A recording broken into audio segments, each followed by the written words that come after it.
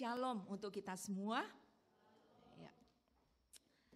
Puji Tuhan untuk berkat dan anugerahnya, hari demi hari boleh kita lewati, dan pada kesempatan hari ini kita boleh bersekutu bersama-sama. Bapak, Ibu, dan Saudara yang dikasihi oleh Tuhan Yesus Kristus, perikop bacaan firman Tuhan yang hari ini akan menjadi berkat untuk kita pelajari bersama-sama, diambil dari Injil Yohanes pasal 10 ayat 1 sampai dengan 3 dan dilanjutkan dengan ayat 7 sampai ayat yang ke-9. Injil Yohanes pasal 10 ayat 1 sampai ayat yang ketiga, nanti saya minta kerjasama kaum wanita bersama-sama dengan saya akan membacakannya ayat 1 sampai 3, dan untuk ayat 7 sampai dengan 9 nanti saya minta juga kepada kaum pria untuk membaca bersama-sama dengan saya.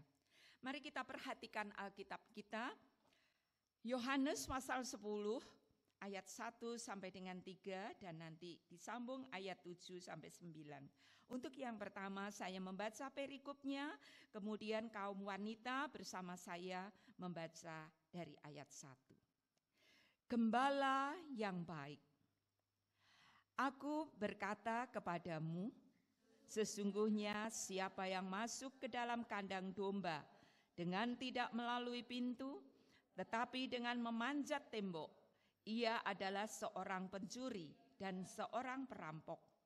Tetapi siapa yang masuk melalui pintu, ia adalah gembala domba.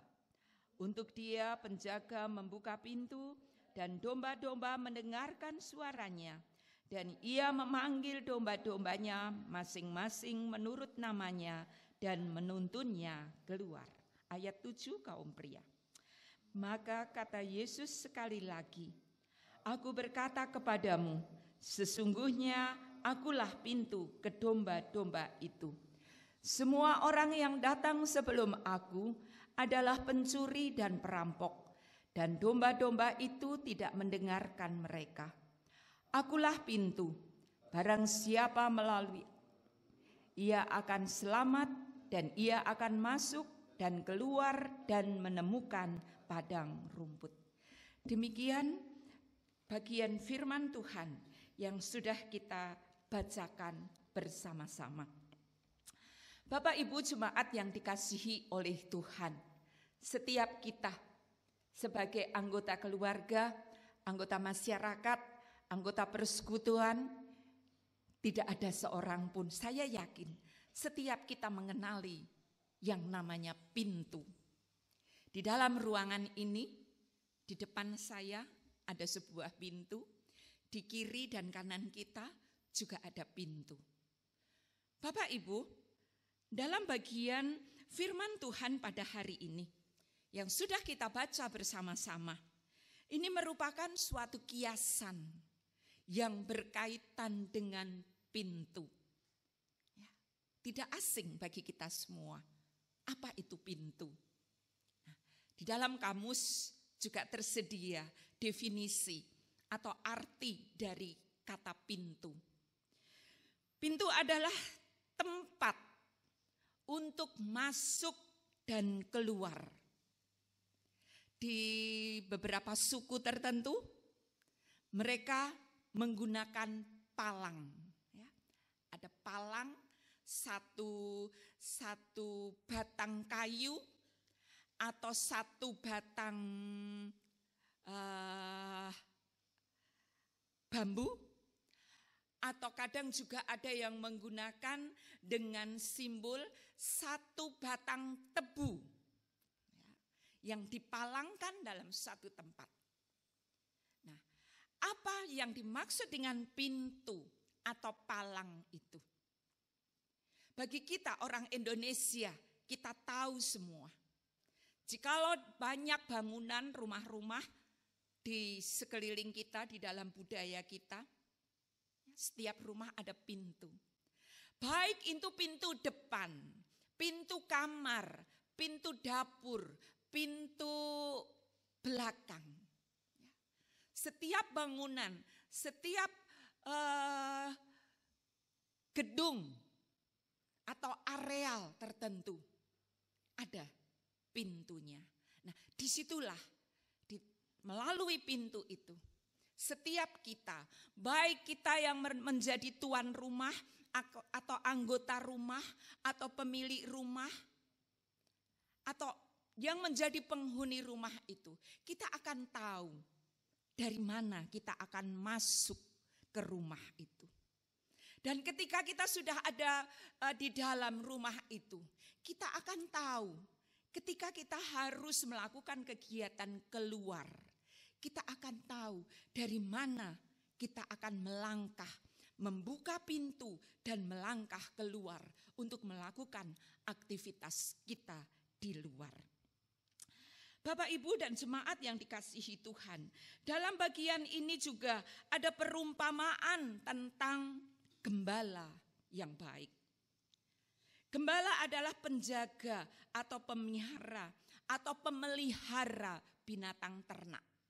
Apakah itu kambing, sapi, kerbau, dan di dalam Alkitab, dalam ayat yang sudah kita baca tadi, dengan tradisinya yaitu domba. Nah, ada gembala yang juga bertindak atau bertugas sebagai penjaga keselamatan orang banyak. Tema akulah pintu.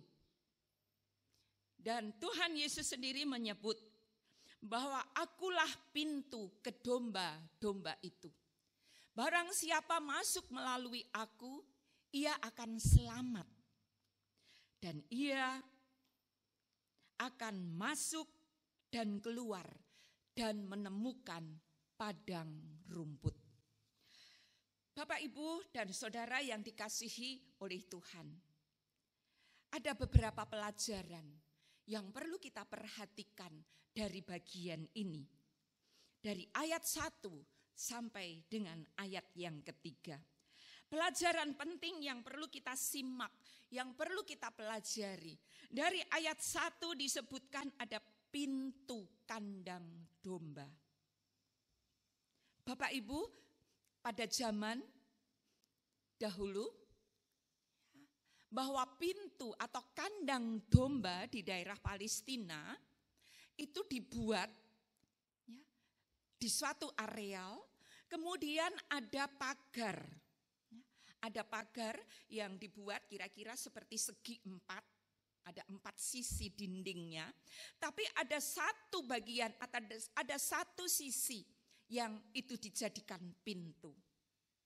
Sehingga ketika domba-domba itu dari luar akan masuk ke dalam kandangnya, maka seorang gembala akan menuntun, akan membimbing domba-domba itu. Gembala akan berjalan di depan, dia akan berada di depan pintu atau membukakan pintu bagi domba-dombanya, dan kemudian domba-domba itu masuk ke dalamnya. Sebaliknya, ketika pada waktunya domba-domba itu akan makan, ya, atau tiba waktunya untuk menikmati makanan, minuman, maka gembala-gembala itu juga akan berdiri di depan mereka, akan membukakan pintu, akan membukakan palang itu, sehingga domba-domba itu juga akan mengikuti gembalanya keluar. Dan apa yang dilakukan oleh gembalanya? Gembala akan menuntun setiap domba-dombanya. Dan pada bagian itu juga kita juga akan mempelajari, akan melihat, menyimak bahwa di sekitar kandang domba juga ada yang mengintip. Nah, ini yang perlu diwaspadai. Ada pencuri atau ada perampok. Kalau pintu atau kandang domba tadi ada 4 dinding, kemudian ada satu bagian, satu sisi yang menjadi pintu tempat masuk atau keluarnya domba-domba. Nah, di luar pagar atau di luar dinding itu ada pencuri, ada musuh yang sewaktu-waktu mungkin bisa menyelinap, yang sewaktu-waktu mengintip atau mungkin memasang telinga, memata-matai. Dan kita tentunya juga tahu apa yang biasanya diinginkan oleh seorang pencuri atau seorang perampok. Bapak Ibu, pada ayat yang kedua, kita nanti juga akan melihat bahwa domba-domba tadi tidak sendirian, ya, tetap ada gembala-gembalanya. Dan gembala domba yang menjadi pemimpin disebutkan bahwa dia mengenali setiap domba-dombanya. Ada berapa banyak domba yang menjadi piaraannya atau ternaknya. Seorang gembala akan tahu, dia akan mengenali ciri-ciri setiap domba-dombanya. Dia mengenali namanya. Bapak Ibu, saya membayangkan jikalau kita berada di suatu ruangan, kemudian ya kita di ruangan ini mungkin satu dengan yang lain 99% sudah saling mengenal. Walaupun kadang saya bertemu dengan beberapa orang kadang masih salah menyebut namanya, tapi wajah kita kenal, ciri kita kenal. Apalagi ketika kita masuk di kelas, kita sudah tahu, oh ada daftar hadir di kelas ini. Ada ciri-ciri. Setiap orang atau setiap domba memiliki nama, memiliki identitas. Kita sebagai anggota masyarakat, ya, orang yang sudah berusia 17 tahun ke atas, pasti kita memiliki kartu identitas. Apa itu? Kita memiliki KTP. Ya. Itu merupakan identitas kita. Nama kita siapa? Bagi seorang pelajar, bagi seorang mahasiswa, ada NIS atau ada NIM. Ada identitas diri kita. Bagi seorang dosen, ada NIDN, ada NIDK. Dan sekarang katanya sedang banyak diperbincangkan NUPTK. Dari tahun 2016 sampai sekarang saya masih menyimpan NUPTK yang pernah pertama kali saya terima. Ya, mungkin tidak berlaku lagi di tempat ini, tapi saya masih menyimpannya. Itulah beberapa bentuk identitas. Kita sebagai pribadi masing-masing memiliki identitas. Dan identitas yang kita miliki tentunya berbeda dengan identitas yang dimiliki oleh orang lain. Nah, di bagian ini gembala-gembala mengenali tiap-tiap dombanya, mengenali setiap namanya. Dan domba-domba yang memiliki identitas, mereka juga akan mengenali siapa gembalanya. Mereka, domba-domba ini mengenali ciri khas suara gembalanya. Ketika ada suara menyebut atau memanggil dirinya, maka domba-domba itu, ya, mungkin kalau seperti kita akan mencari dari mana sumber suara yang memanggil kita. Ya. Kalau yang memanggil kita suaranya dari depan, mungkin kita segera menatapkan mata kita. Kita mencari sumber suara yang memanggil kita. Apalagi jika sumber suara yang memanggil kita memberikan kode, misalnya melambaikan. Ya, dengan kode isyarat, mungkin kita juga akan segera berdiri bergegas untuk mengikuti, untuk mendekati dia, mengikuti apa yang dia akan sampaikan kepada kita. Jadi dalam bagian ini ada pintu kandang domba, ada gembala, tetapi juga ada pencuri yang tentunya harus kita waspadai. Bapak, Ibu, dan Saudara yang dikasihi oleh Tuhan. Pada ayat yang pertama dalam pasal yang 10 tadi dikatakan, Aku berkata kepadamu, sesungguhnya siapa yang masuk ke dalam kandang domba dengan tidak melalui pintu, tetapi dengan memanjat tembok, ia adalah seorang pencuri dan seorang perampok. Bapak, Ibu, pasal 10 ayat 1, tiba-tiba ada Tuhan Yesus berkata, Tuhan Yesus berkata kepadamu. Nah, siapa yang dituju? Siapa yang menjadi sasaran? Atau siapa yang menjadi teman komunikasi Tuhan Yesus pada ayat di sini?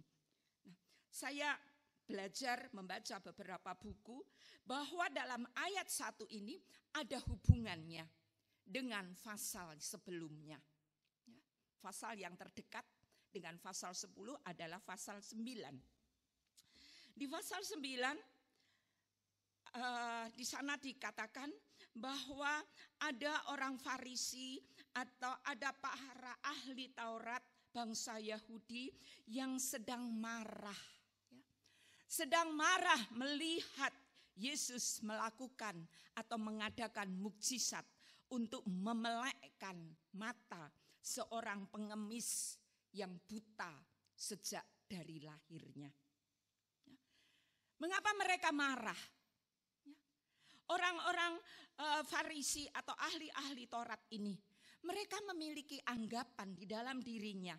Karena mereka adalah ahli Taurat, mereka rajin membaca Alkitab, mereka hafal dengan ayat-ayat Alkitab. Dan mereka beranggapan bahwa merekalah yang seharusnya atau merekalah yang memiliki kunci untuk mendapat perhatian, untuk bisa bertemu dengan Tuhan Yesus dan untuk memperoleh mukjizat demi mukjizat. Namun ketika Tuhan Yesus melakukan mukjizatnya, memelekkan mata seorang buta itu, mereka tidak terima. Mereka tidak terima. Mungkin ada perasaan iri hati. Ada prasangka yang negatif yang ada di dalam dirinya. Kok Tuhan Yesus memilih memelekkan orang yang buta, pengemis lagi.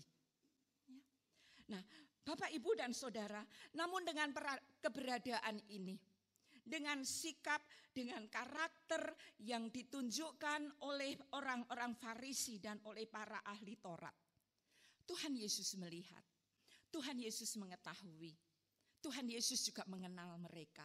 Maka dalam ayat 1, maka Tuhan Yesus berbicara atau Tuhan Yesus berkata kepada orang-orang Farisi itu. Dan apa yang dikatakan oleh Tuhan Yesus kepada orang-orang Farisi? Dia mengatakan, sesungguhnya siapa yang masuk ke dalam kandang domba dengan tidak melalui pintu, tetapi dengan memanjat tembok, ia adalah seorang pencuri. Ya. Bapak, Ibu, dan Saudara, ini merupakan sebuah kiasan untuk memudahkan kita bisa memahami dengan kita membayangkan kalau ada tembok, di dalamnya ada penjaga, ada domba, dan ada penjaga domba itu ada gembala-gembala. Tetapi jika tembok itu di atasnya tidak ada atap atau tidak ada pengaman, maka dari tembok-tembok itu pencuri-pencuri akan bisa memanjat, mengintip, dan mungkin akan lompat ke dalam. Ya. Mempengaruhi, mengambil, atau mungkin akan membawa lari domba-domba. Nah, Bapak, Ibu yang dikasihi oleh Tuhan, jika Tuhan menegur atau jika Tuhan marah kepada orang-orang Farisi yang kelihatannya di dalam kehidupannya itu baik, di depan manusia sangat baik, dia suka menunjukkan, memamerkan apa yang dia bisa lakukan. Dia bisa berdoa dengan nyaring, dia bisa hafal dengan ayat-ayat suci atau ayat-ayat Alkitab.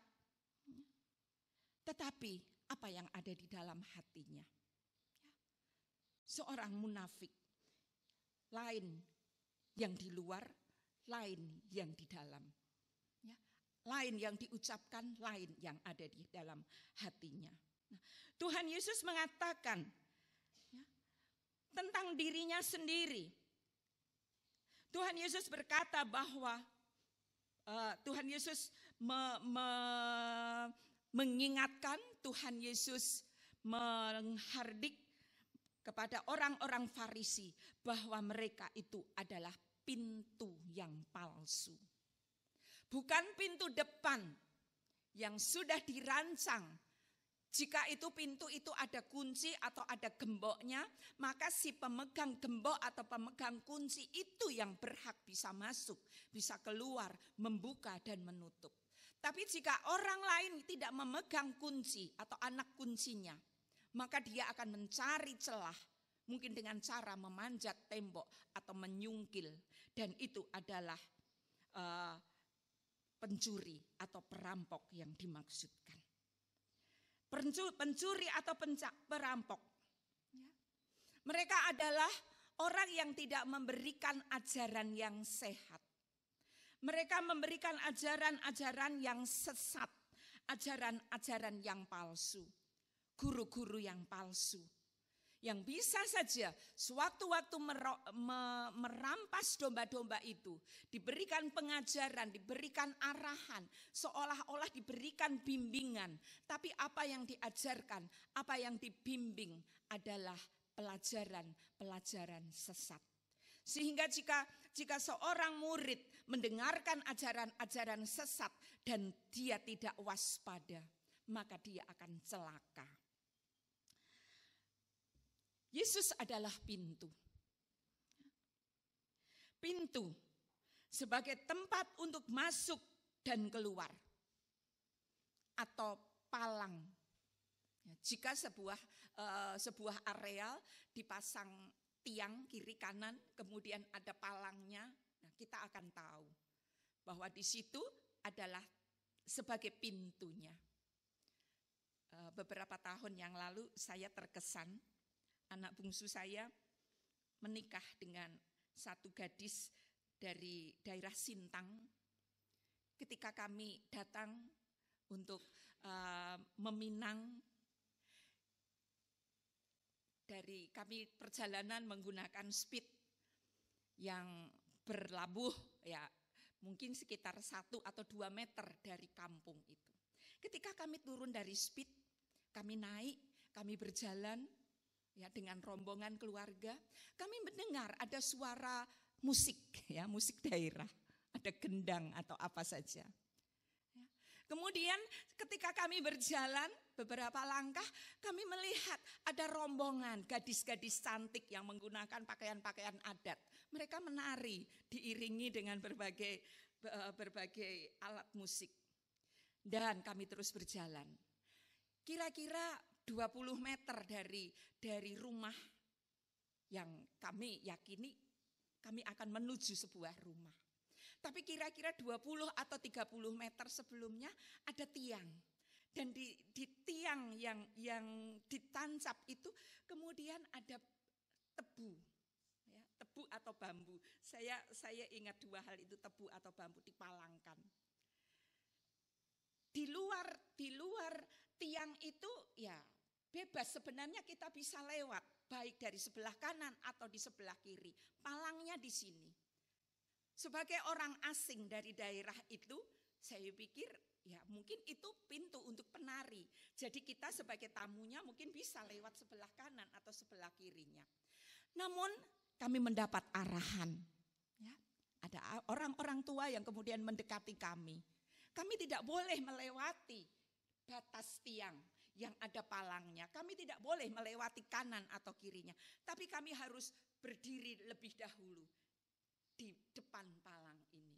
Dan singkat kata, kemudian pemandu acara menyampaikan acara bahwa sebagai seorang tamu kami diberi kunci. Tetapi kuncinya juga mengejutkan bagi saya. Kuncinya parang.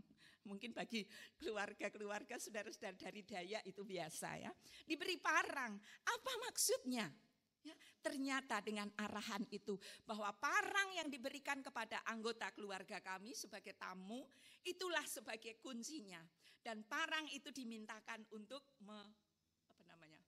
memotong tebu atau palang yang di atas. Dan ketika bambu atau tebu itu putus, patah, maka dia akan terbuka dan kami melewatinya. Itu menjadi satu kesan tersendiri bagi keluarga kami dan secara khusus bagi saya pribadi. Nah, Bapak, Ibu, dan Saudara, Yesus adalah pintu. Apakah pintu yang dimaksud adalah hanya sebagai palang yang terbuat dari sebuah bambu atau tebu yang begitu gampangnya untuk kita potong? Atau pintu seperti ruangan yang saat ini kita berada? Atau mungkin ada gerbang yang terbuat dari pintu baja atau pintu besi? Tetapi dia atau Yesus mengatakan, Yesus atau aku adalah pintu. Bapak, Ibu, yang Saudara yang dikasihi oleh Tuhan, Yesus sebagai anak Allah satu-satunya, dia sudah melewati masa-masa pemilihan Allah. Melalui pengorbanannya di kayu salib, maka dialah yang menjadi pintu keselamatan bagi setiap kita. Setiap kita yang merindukan, di dalam kehidupan kita merindukan ada suatu kebahagiaan di dalam hidup kita. Secara fisik, secara lahir batin, kita ingin kebahagiaan. Kita ingin kesuksesan, kita ingin keberhasilan. Tetapi melalui kematian Yesus di kayu salib, maka itu menjadikan dia menjadi sebuah pintu. Bukan salah satu pintu dari banyaknya pintu yang lain. Ada banyak orang mengatakan, sehingga ada satu pepatah, banyak jalan menuju Roma. Kita mau melewati jalan yang mana? Ada banyak jalan menuju ke Roma. Nah, itu memberikan gambaran kepada kita. Ya, kalau pintu depan ditutup, kita lewat pintu samping kiri. Kalau pintu samping kiri tertutup, kita lewat pintu samping kanan. Kalau semua pintu ditutup, nah kita lewat mana lagi? Nah, Bapak, Ibu, dan Saudara, pada bagian ini Yesus mengatakan, akulah pintu, atau Yesus adalah pintu. Maksud di bagian ini bahwa Yesus adalah satu-satunya pintu. Kita sebagai orang yang sudah percaya kepada Tuhan, bahwa Yesus yang sudah mati tersalib, pengorbanannya itu adalah untuk menebus dosa kita. Sehingga tidak ada pintu yang lain, tidak ada jalan yang lain, tetapi hanya melalui Yesus. Jika kita tidak menemukan pintu itu, bagaimana kita bisa mendapatkan keselamatan itu? Kita bersyukur bahwa kita sudah ditebus. Kita bersyukur kita sudah dipilih. Kita bersyukur kita sudah dipanggil untuk menjadi anak-anaknya. Untuk menjadi domba-domba gembalaannya. Yang setiap kita sudah memiliki identitas sebagai anggota kerajaan Allah. Identitas-identitas di dunia yang kita miliki mungkin bisa banyak sekali. Di dompet saya menyimpan ada KTP, ada SIM C, ada NUPTK, ada kartu-kartu yang lain, ya, ada kartu BPJS, identitas diri. Tetapi di dalam Yesus kita juga memiliki identitas sebagai anak-anak Allah. Ketika kita akan masuk melalui pintu itu, gembala kita, Yesus selalu berdiri di depan kita. Ketika kita berada di dalam persekutuannya, ketika kita berada di dalam kandang domba itu, maka di pintu itu juga Yesus tetap menjaga kita. Mengapa Yesus akan tetap menjaga kita? Mengapa Yesus menuntun kita?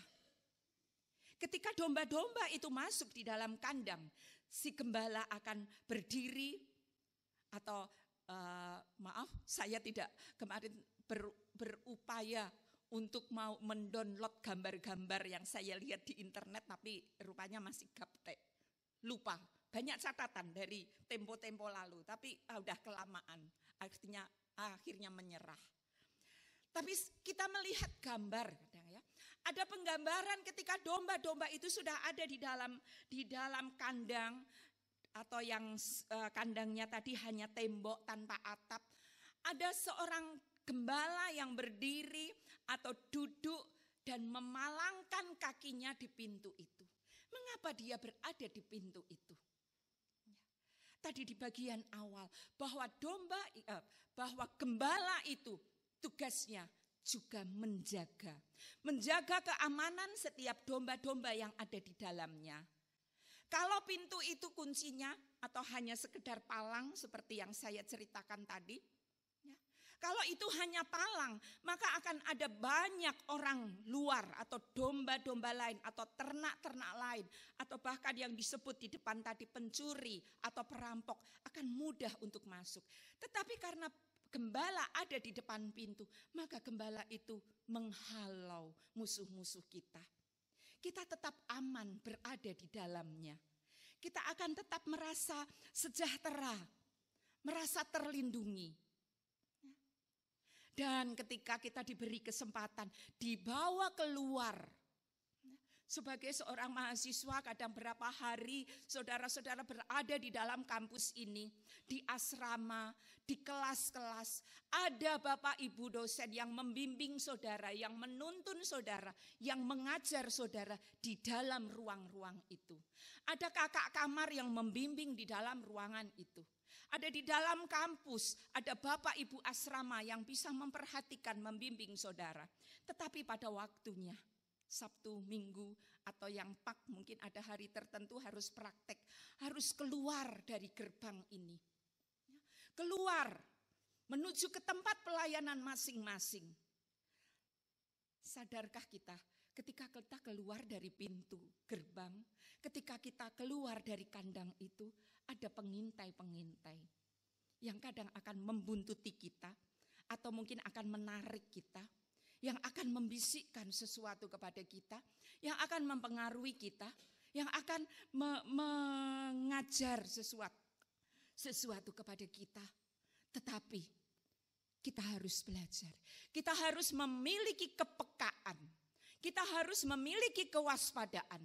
Jika selama di dalam kita mendapat ajaran-ajaran yang sehat, kita boleh selamat, boleh sejahtera di dalam Yesus Kristus. Apa yang sudah kita alami, kita nikmati, kita rasakan, berkat-berkat Tuhan yang sudah kita nikmati, ketika kita akan keluar. Ketika Yesus memimpin kita keluar, sebenarnya Yesus juga tidak membiarkan domba-domba itu untuk berkeliaran. Ada di dalam satu artikel katanya domba itu tidak punya insting kepekaan. Jadi dia mudah tersesat. Beda dengan kita, Tuhan menciptakan kita sebagai manusia dengan lengkap. Kita punya hati, pikiran, perasaan, akal budi. Ada ada kepekaan rohani. Ada hati kecil yang kadang juga berbicara, yang perlu kita dengar. Kita perlu waspada dimanapun kita berada. Kita yang sudah menerima keselamatan, kita yang sudah memiliki identitas sebagai murid-murid Tuhan Yesus, sebagai domba-domba dari Gembala Agung kita. Kita harus peka mendengar suara gembala kita. Jika suara itu bukan suara gembala kita, berarti suara itu adalah suara dari penyesat yang akan membawa kita, menjerumuskan kita. Tetapi kita perlu belajar untuk tetap waspada. Ketika kita berada di dalam kandang atau dibawa masuk dalam lingkungan yang aman, berarti keamanan, keselamatan itu ya rasanya sudah terjamin. Tidak ada yang bisa melawan kita, tidak ada yang bisa mempengaruhi kita. Tetapi kita tidak akan hidup di dalam, kita tidak akan selalu di dalam rumah kita sendiri sekalipun 24 jam kali sekian tahun. Tidak.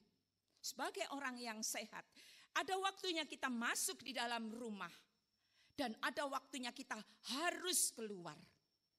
Jika seseorang berada di dalam rumah dalam waktu yang cukup lama, itu pertanda tidak sehat, tidak mendapatkan vitamin D, sinar matahari, dan lain sebagainya. Demikian juga dengan domba-domba. Jikalau ada pintu untuk masuk dan ada pintu untuk keluar, Ini merupakan satu siklus bagi kita. Ketika bagi mahasiswa berada di dalam kampus, inilah kesempatan untuk kita dibimbing, dibina, ada dalam persekutuan, ada dalam pengawasan, ada dalam perlindungan. Sehingga kadang kalau ada yang bermasalah pun selama statusnya masih sebagai mahasiswa, pimpinan ya harus membelanya. Ya, tetapi bukan berarti kalau kesalahan itu fatal tetap harus dibela. Ada sanksi-sanksinya juga. Nah, saudara, ketika kita berada di dalam rasanya aman, nggak mungkin lapar karena setiap jam pagi, siang, sore tetap ada yang masak untuk kita. Aman. Ya. Tidak ada pengajar sesat yang mau masuk di sini. Setiap tamu yang datang, pengajar-pengajar yang datang pasti sudah izin dengan pimpinan-pimpinan. Tetapi Bapak, Ibu, dan Saudara, tidak selalu. Ya. Kalau mahasiswa mungkin sekarang dibatasi 5 tahun saja di sini. Setelah itu keluar. Bahkan sebelum 5 tahun ada waktunya praktek, waktu pelayanan. Nah, ketika kita keluar dari pintu gerbang yang kita anggap aman dalam tanda petik. Ya. Apakah kita masih setia? Apakah kita masih taat? Apakah kita masih sedia untuk tetap memegang tongkat sang pemimpin kita, sang gembala kita, yang selalu menjadi pintu kita? Apakah kita akan tetap setia untuk berpegangan? Atau mungkin kita tidak sabar karena palangnya di sini. Saya akan lari lewat sebelah ini saja. Atau saya akan lompat lewat sini saja. Ya, kita tinggalkan gembala kita. Ya, kalau seperti domba yang tidak punya insting kepekaan, mungkin ketika dia mencoba untuk lari dari gembalanya, dia akan tersesat ke semak-semak. Bukan masuk ke padang rumput yang penuh dengan berkat, tapi dia akan tersesat. Bapak, Ibu, dan Saudara yang dikasihi oleh Tuhan, dalam ayat yang ke-7 dan sampai dengan 9, di sana ada pengulangan. Ada pengulangan atau penekanan yang penting untuk kita perhatikan. Karena di sana dikatakan bahwa maka kata Yesus sekali lagi. Kalau pada ayat yang pertama tadi Yesus mengatakan yang pertama, maka pada bagian ini Yesus sekali lagi berkata, apa yang dikatakannya? Akulah pintu. Ini mengingatkan kepada kita untuk kita tetap keluar masuk kita di dalam kehidupan kita, di dalam menjalani segala tugas, tanggung jawab, aktivitas, pekerjaan dan pelayanan kita. Kita memiliki pintu. Akulah pintu ke domba-domba itu. Jangan sampai kita mencari, memanjat tembok, dan melompat. Tapi kita harus tetap ingat. Akulah pintu, barang siapa masuk melalui aku, ia akan selamat. Dan ia akan masuk dan keluar dan menemukan padang rumput.